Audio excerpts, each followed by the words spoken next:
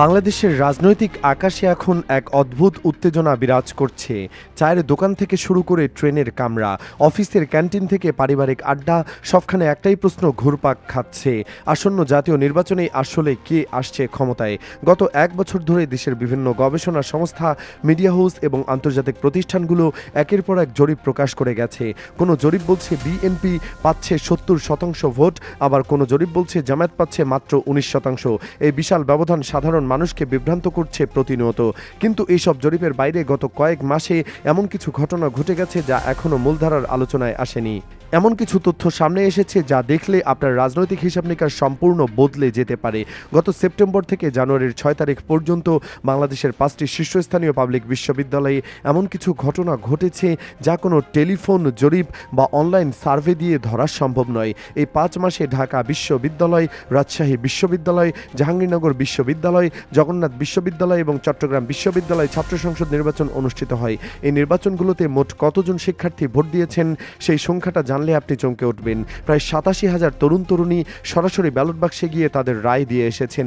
এই ৮৭,০০০ মানুষ কোনো টেলিফোনে উত্তর দেওয়া মানুষ নন, এরা কোনো অনলাইন ফর্ম বিতরণ করার মানুষ নন, এরা নিজেরা লাইনে দাঁড়িয়ে নিজেদের হাত দিয়ে সিল মেরে ব্যালট বাক্সে ভোট ফেলে এসেছেন। এই ৫টি বিশ্ববিদ্যালয়ের নির্বাচনে যে ফলাফল এসেছে সেটা দেখার পর যে কোনো রাজনৈতিক বিশ্লেষক একটু থমকে দাঁড়াতে বাধ্য।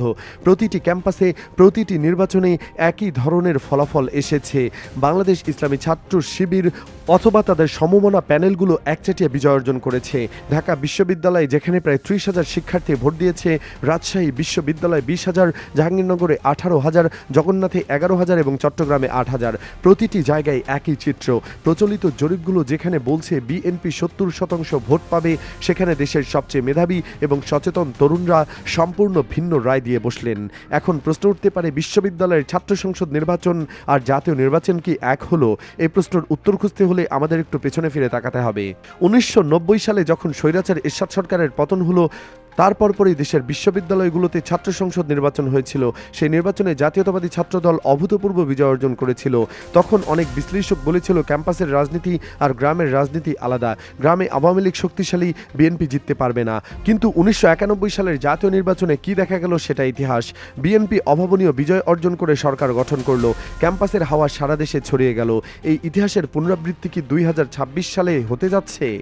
পার্থক্য শুধু একটাই, প্যাটার্নটা হুবহু একই। স্বৈরাচার পতনের পর তরুণদের মধ্যে যে রাজনৈতিক জাগরণ তৈরি হয়েছে, সেই জাগরণ এবার ভিন্ন দিকে প্রবাহিত হচ্ছে। এখানে একটা বিষয় বোঝা দরকার, এই ৮৭,০০০ শিক্ষার্থী আকাশ থেকে পড়েনি। এরা টেকনাফ থেকে তেঁতুলিয়া, দেশের প্রতিটি জেলা, প্রতিটি উপজেলা, প্রতিটি গ্রাম থেকে উঠে আসা তরুণ। এদের মধ্যে যারা ছুটিতে বাড়ি যান, তারা পরিবারের সাথে কথা বলেন, পাড়া মহল্লায় মেশেন, স্থানীয় রাজনীতি নিয়ে আলোচনা করেন। একজন বিশ্ববিদ্যালয় পড়ুয়া ছাত্র তার এলাকায় অপিনিয়ন লিডার। সে যখন বাবাকে বলবে, আমার ক্যাম্পাসে এদের কাছ থেকে দেখেছি এরা শৃঙ্খলিত, এরা দুর্নীতিমুক্ত, এখন সে বাবাও প্রভাবিত হবেন। আসন্ন নির্বাচনে মোট ভোটারের প্রায় ১/৪ অর্থাৎ প্রায় ২৫% হলেন ১৮ থেকে ২৯ বছর বয়সী তরুণ, সংখ্যায় যা প্রায় ৩ কোটি। এর সাথে যোগ করে প্রায় আরও ১ কোটি মানুষ যারা গত ১৫ বছরে একদলীয় শাসনামলে কখনো স্বাধীনভাবে ভোট দেওয়ার সুযোগ পাননি। অর্থাৎ প্রায় ৪ কোটি ভোটার এবার প্রথমবারের মতো প্রকৃত অর্থে রায় দিতে যাচ্ছেন। এই তরুণরা ২০২৪ সালের জুলাইতে রক্তাক্ত গণঅভ্যুত্থানের নেতৃত্ব দিয়েছিলেন।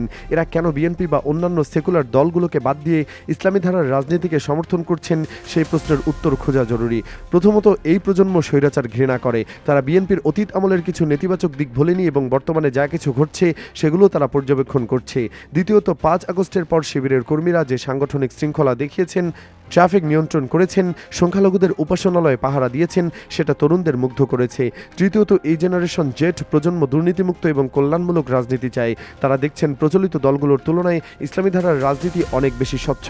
কিন্তু এখানেই গল্প শেষ নয়। গত কয়েক সপ্তাহে আরেকটি জরিপ প্রকাশিত হয়েছে যা পুরো রাজনৈতিক সমীকরণ উল্টে দিতে পারে। ন্যারেটিভ নামের একটি গবেষণা সংস্থা, যাদের গত ৫টি ছাত্র সংসদ নির্বাচনের শতভাগ সঠিক প্রমাণিত হয়েছে, তারা তাদের সর্বশেষ জরিপ প্রকাশ করেছে। এই জরিপের ফলাফল দেখার পর অনেক প্রশ্নের উত্তর মিলে যায়। ন্যারেটিভের জরিপ বলছে বিএনপির জনসমর্থন এখন ৩৪.৭% এবং জামায়াত ইসলামের সমর্থক ৩৩.৬%। পার্থক্য কত? মাত্র ১.১%। বাংলাদেশের রাজনৈতিক ইতিহাসে এটা এক যুগান্তকারী ঘটনা। ১৯৯১ বা ২০০১ সালেও জামায়াত ও বিএনপির ভোটের ব্যবধান ছিল বিশাল। ২০২৬ সালে এসে সেই ব্যবধান নেমে এসেছে মাত্র ১%। এর মানে হলো জামায়াত এখন আর বিএনপির জুনিয়র পার্টনার নয়, বরং সমানের সমান শক্তি। এখানে একটা বড় সমস্যা আছে। বাংলাদেশের নির্বাচনী ব্যবস্থা হলো ফার্স্ট পাস্ট দ্য পোস্ট। এই ব্যবস্থায় 1% ভোটে পিছিয়ে থাকলেও আপনি আসন হারাবেন। জামায়াত যদি একা নির্বাচন করত তবে এই 33.6% ভোট নিয়েও তারা হয়তো বিএনপির কাছাকাছি শতাধিক আসনে সামান্য ব্যবধানে হেরে যেত, কারণ বিএনপি 34.7% নিয়ে জিতে যেত। ঠিক এই জায়গাটিতেই জামায়াতের নেতৃত্বের দূরদর্শিতা কাজ করেছে। গত এক সপ্তাহ ধরে একটা প্রশ্ন ঘুরপাক খাচ্ছিল, জামায়াত কেন এনসিপির মতো নতুন দল বা চরমনাইয়ের মতো ভিন্ন ধারার দলকে নিয়ে এত বড় জোট করছে। অনেকে বলেছিলেন জামায়াত দুর্বল হয়ে গেছে তাই জোট করছে, কিন্তু এই জরিপ দেখার পর বোঝা যাচ্ছে জামায়াত আবেগ দিয়ে নয়, ডেটা দিয়ে সিদ্ধান্ত নিয়েছে। ন্যারেটিভের জরিপ অনুযায়ী জাতীয় নাগরিক পার্টির ভোট এখন 7%, ইসলামী আন্দোলন বাংলাদেশ বা চরমনাইয়ের ভোট 3% এবং অন্যান্য ছোট দলগুলোর মিলিত ভোট প্রায় 2%। অনেকে এনসিপির 7% ছোট মনে করতে পারেন, কিন্তু হাড্ডাহাড্ডি লড়াইয়ে 1% ভোটও সরকার পরিবর্তন করে দিতে পারে। সেখানে 7% বিশাল ব্যাপার। এনসিপির এই 7% ভোট আসলে কাদের থেকে আসছে? এরা হলো জেনারেশন জেড, প্রথমবারের ভোটার এবং প্রচলিত রাজনৈতিক দলগুলোর প্রতি হতাশ তরুণ। এরা হয়তো বিএনপিকে ভোট দিত না, আবার জামায়াতের রক্ষণশীল ভাবমূর্তির কারণে জামাতকেও সরাসরি ভোট দিত না, কিন্তু যখন এনসিপি জোটে আছে তখন এই 7% ভোট সরাসরি জামায়াত জোটের বাক্সে যাবে। চরমনাইয়ের 3% ভোট সারা দেশের কম মনে হলেও বরিশাল, খুলনা এবং নির্দিষ্ট কিছু এলাকায় তাদের ভোট 15 থেকে 20%। এই ভোটগুলো যখন জামায়াতের 33.6%-এর সাথে যুক্ত হবে তখন সেই নির্দিষ্ট আসনগুলোতে বিএনপির পক্ষে প্রতিযোগিতায় টিকে থাকা কঠিন হয়ে যাবে। এখন আসা যাক আসল হিসাবে। সাধারণ যোগফল করলে কি দাঁড়ায়? জামায়াতের 33.6, এনসিপির 7, চরমনাইয়ের 3 এবং অন্যান্য 2% মিলে মোট দাঁড়াচ্ছে 45.6%। অর্থাৎ জোট বদ্ধতায় জামায়াত জোটের নিশ্চিত ভোটই হলো প্রায় 46%। বিএনপির ভোট সর্বসা করলে সেই 34.7%, পার্থক্য দাঁড়াচ্ছে প্রায় 11%। বিএনপির সাথেও তো জোটের দল আছে, গণ অধিকার পরিষদ, গণসংহতি, ওয়ার্কার্স পার্টি, এদের কথা বলা যায়, কিন্তু বাস্তবতা হলো এই দলগুলোর সম্মিলিত ভোট 1% হবে না। অর্থাৎ বিএনপি সব মিলিয়ে 35%-এর বেশি উঠতে পারছে না। সেখানে জামায়াত জোট বসে আছে 45%। রাজনীতির একটা টার্ম আছে যাকে বলা হয় ব্যান্ড ওয়াগন ইফেক্ট। যখন ভোটাররা দেখেন একটা জোট অনেক শক্তিশালী, তখন দোদুল্যমান ভোটাররা, যারা সাধারণত 10 থেকে 15% থাকেন, তারা বিজয়ী পক্ষের দিকে ঝুঁকে পড়েন। এই দোদুল্যমান ভোটারদের অন্তত 5% যদি জামায়াত জোটের দিকে আসে তবে মোট ভোট দাঁড়ায় 50%-এর ওপরে। অন্যদিকে বিএনপি যদি কিছু দোদুল্যমান ভোটার পায়ও তবে তাদের পক্ষে 40% ছোঁয়া কঠিন, কারণ তাদের কোনো শক্তিশালী মিত্র নেই। সংসদীয় গণতন্ত্রে 15% ভোটের ব্যবধান মানে কি? এর মানে হলো ভূমিধস বিজয়। যদি 300 আসনের মধ্যে নির্বাচন হয় এবং একটি পক্ষ 15% ব্যবধানে এগিয়ে থাকে তবে প্রতিপক্ষ দল হয়তো 50 থেকে 60টির বেশি আসন পাবে না। জামায়াত এই অঙ্কটি কষি এনসিপির দাবি মেনে নিয়েছে। চরমনাইকে ছাড় দিচ্ছে, তারা জানে এনসিপিকে 10 থেকে 20টি সিট দিলেও দিন শেষে সরকার গঠন করবে জামায়াত জোটই। চরমনাই যদি বেশি বাড়াবাড়ি করে তবে তাদের বাদ দিলেও মাত্র 3% বাদ যাবে। তারপরও জামায়াতের পকেটে 42% ভোট থাকবে, অর্থাৎ বিএনপির চেয়ে 7% বেশি। প্রশ্ন হলো প্রচলিত জরিপগুলো কেন এত ভিন্ন চিত্র দেখাচ্ছিল? এর কারণ হলো মেথোডোলজি বা পদ্ধতিগত ত্রুটি। বেশিরভাগ জরিপ শহরকেন্দ্রিক বা নির্দিষ্ট বয়সের মানুষের মধ্যে সীমাবদ্ধ। একটি জরিপে মাত্র 1300 মানুষের মতামত নেওয়া হয়েছে।